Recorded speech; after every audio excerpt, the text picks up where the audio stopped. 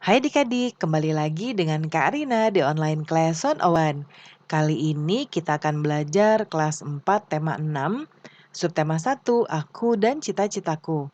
Di pembelajaran 4 kita akan belajar bahasa Indonesia, IPS, dan PPKN di halaman 34 sampai dengan 44. Nah, adik-adik untuk melihat video lain bisa klik di kanan atas videonya. Nanti akan ada rekomendasi playlist dan juga pembelajaran lain tapi sesuai judul untuk kelas dan temanya ya.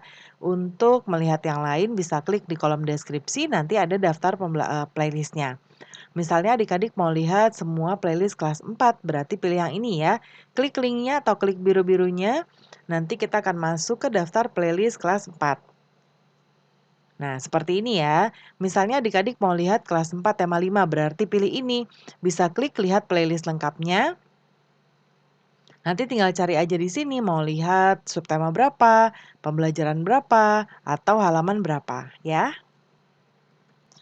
Nah, kita mulai di sini di pembelajaran 4 ada gambar profesi ya adik-adik ya, atau ini cita-cita mau jadi apa.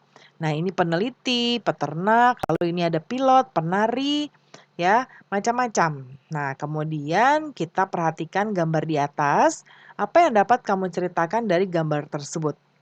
Nah, betul ya, kamu dapat memiliki lebih dari satu cita-cita.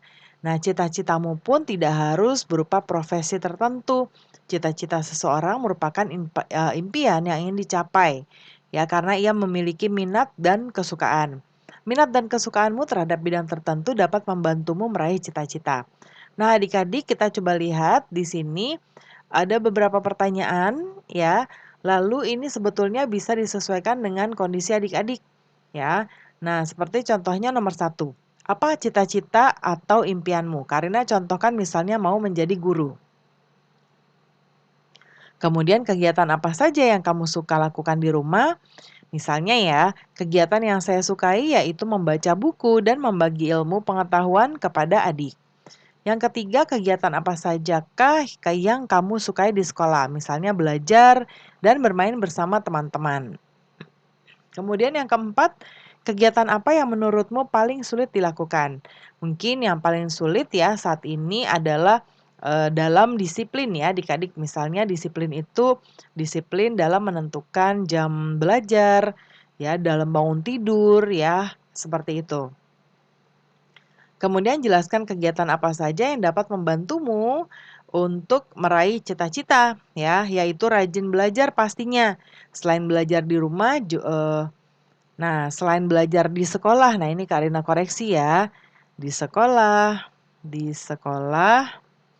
juga belajar di rumah. Kemudian berikutnya, di sini kita coba lihat, cari tahulah mengenai kegiatan-kegiatan yang disukai dan kegiatan yang sulit dilakukan oleh temanmu. Lakukan tanya jawab dengan teman sebelah ya. Nah, sebelum melakukan tanya jawab, buat pertanyaan-pertanyaan dulu. Ini ada contohnya, ya. Nah, kemudian apakah kegiatanmu sama dengan kegiatan temanmu? Apa kesimpulanmu tentang cita-cita temanmu? Nah, kegiatan saya dengan teman-teman ada yang sama, ada juga yang berbeda ya.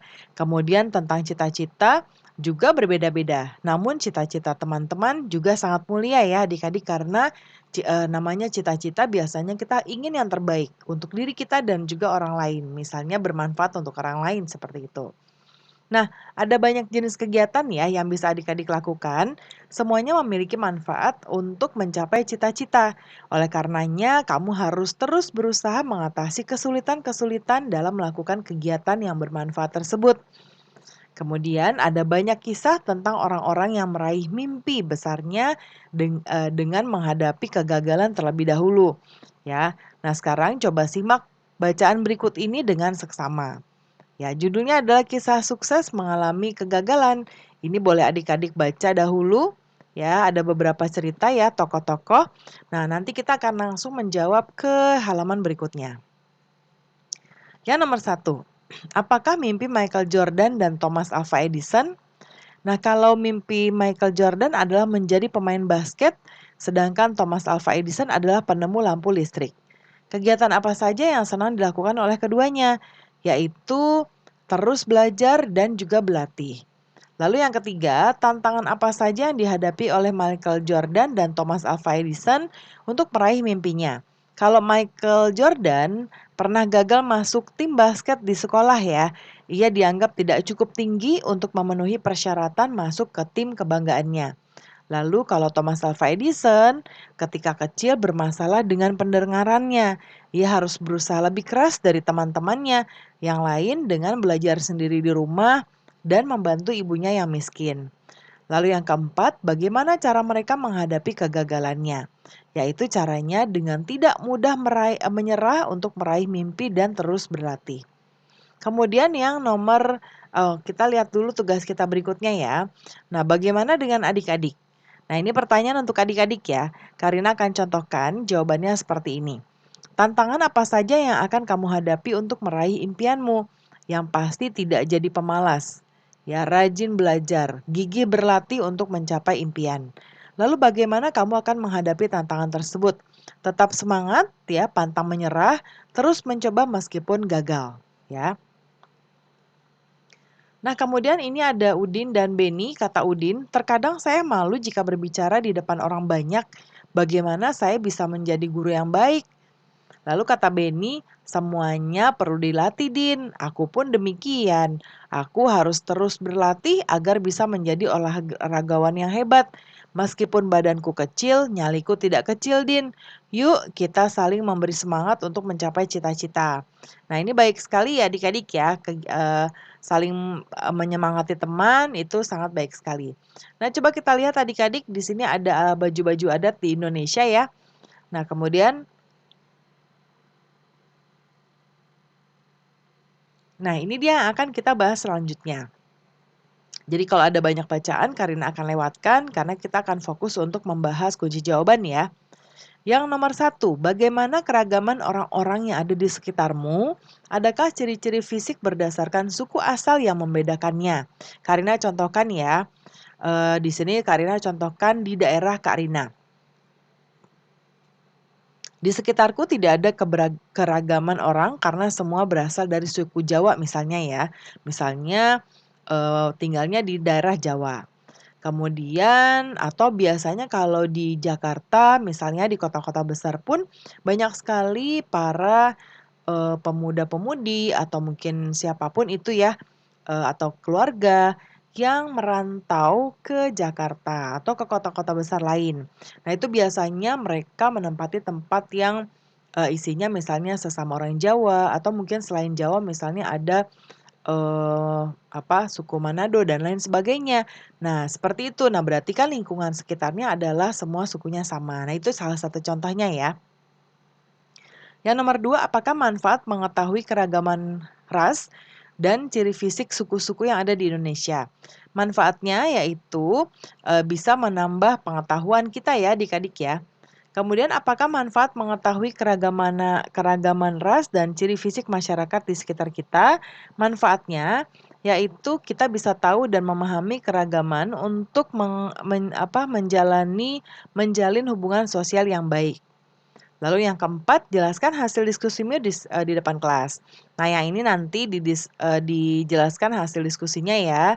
Misalnya hasil diskusinya adalah Indonesia adalah negara yang memiliki keragaman ras dan suku yang beragam. Adanya perbedaan tersebut jangan menghalangi kita untuk bersosialisasi. Ya. Lalu kita lihat yang selanjutnya ada puisi Tanah Airku Tanah yang Beragam. Ini boleh adik-adik baca dahulu ya. Boleh di-pause dulu juga boleh. Nah, sekarang kita akan membahas yang halaman berikutnya, ya. Nah, ini ada makna bait pertama, bait kedua, ketiga, keempat ya, dan secara keseluruhan. Karina lihat ke sebelah kanan ya. Makna dari bait pertama, yaitu ya, meski berasal dari suku yang berbeda, kita semua tetap satu yaitu orang Indonesia. Lalu makna puisi bait kedua yaitu setiap orang memiliki rasa syukur atas keragaman yang ada. Lalu yang bait ketiga, Indonesia adalah tanah air yang kaya. Yang keempat adalah nasihat untuk rakyat Indonesia agar merawat dan mencintai tanah air Indonesia. Kalau secara keseluruhan, Indonesia memiliki beraneka ragam suku dan bangsa. Indonesia yang memiliki banyak kekayaan bagi seluruh rakyat Indonesia. Kita harus bersyukur dan bangga hidup di Indonesia. Oleh karena itu, kita harus merawat, menyayangi, dan menjaga Indonesia demi bangsa Indonesia ya. Nah, kemudian berikutnya kita lihat di sini kita akan mencari informasi tentang sumber daya alam yang tidak dapat diperbaharui di daerah kita sendiri atau di daerah adik-adik. Lalu lakukan kegiatannya ya. Yang pertama buat kelompok, di sini 4 atau 5 orang, tapi nanti disesuaikan dengan arahan Bapak Ibu Guru. Cari informasi mengenai sumber daya alam yang terdapat di daerahmu. Ya, kemudian tuliskan sumber daya alam yang dapat diperbaharui. Lalu sumber daya alam yang tidak dapat diperbaharui. Lalu dimanfaatkan untuk apa ya sumber daya tersebut. Lalu setelah itu buat hasil laporan. Karina sudah buatkan contohnya di sebelah kanan. Contohnya sumber dayanya adalah emas, batu bara, dan minyak bumi. Ini misalnya ya. Nah kemudian Karina besarkan sedikit. Nah ini kemudian sumber daya alam yang dapat diperbaharui adalah tumbuhan,